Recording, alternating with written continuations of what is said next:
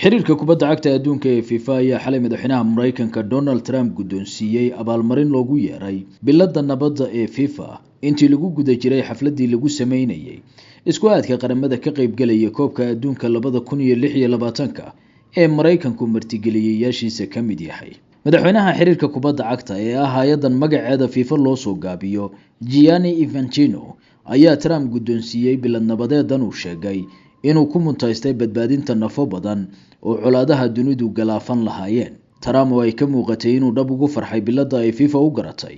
oo ka dhigan inay u gashay booska hay'adda bixisa bilad nabadeeda rasmiga ah ee Nobelka ayaa si farxad leh u guddoomay abaalmarintan, waxaana uu sheegay inay tahay biladii ugu qiimaha badnayd ee la siiyay noloshiisa oo dhan. Well, thank you very much. This is truly one of the great honors of my life.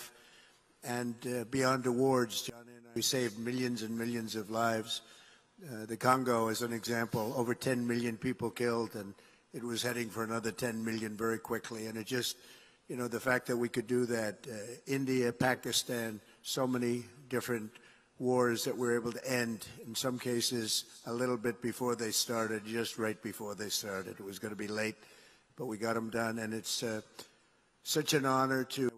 FIFA ayaa docdeeda dhaleecayno dhaqso lahaa ka wajahday biladan midda nabadeed ay ku sheegtay ee ay Trump ku sharfeen ugu dunida kubadda cagta ee xiriirkani hogaamiyo waxa loogu yeeraa mid ka reeban qadiyaadka siyaasiga ah iyo afkaaraha khilaafka bulsho abuuri kara oo waxa ciyaartoyda kubadda cagta iyo madaxdoodaba ka reeban inay ka hadlaan ama diraan fariimo siyaasadeed, taasoo haddii ay dhacdo ay kala kulmaan ganaxyo culus oo gaarsiisan heer galaafan kara waayahooda kubadda. iyadoo ay halkaa joogto ayuu xiriirka kubadda cagtu nabad ku abaalmariyay madaxweynaha Mareykanka saacado kooban kadib markii ciidamada Mareykanku duqeyn kale oo dhimasho badan sababtay ka fuliyeen xeebaha Caribbean-ka, halka oo ay ku beegsadeen doonyo lagu muransan yahay daroogo iyo kalluun kan ay wadeen. FIFA waxaa docda kale lagu dhaleeceeyay inay kari weyday inay tartanka koobka adduunka ka reebto xulkubadeedka nidaamka Yuhuudda ee xasuuqa qasa ka geystay oo madaxa xiriirka waa isla kan biladda nabadda bixiyay wuxuu markii arrintan la hordhigay ku dooday inaysan iyaga la gudboonayn ka reebista Israa'iil ee koobka adduunka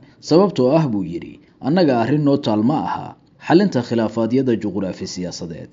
Craig Mohiber oo ah sarkaal horey uga tirsanaa qaramada midoobay ayaa talaabada FIFA ku abaalmarisay Trump ugu yeeray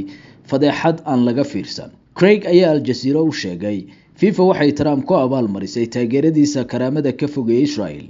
weeraradiisa geerida badan horseeday ee kalluumaysatada Caribbean-ka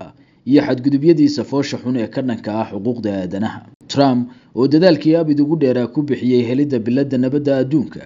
ayaa haatan u muuqday inuu quus ka joogo ku guuleysiga abaalmarintan. halka docda kale uu guddoomayo bilado macmal ah oo ay ku sharfayaan ururo isaga maslaxado khaasa ka doonaya.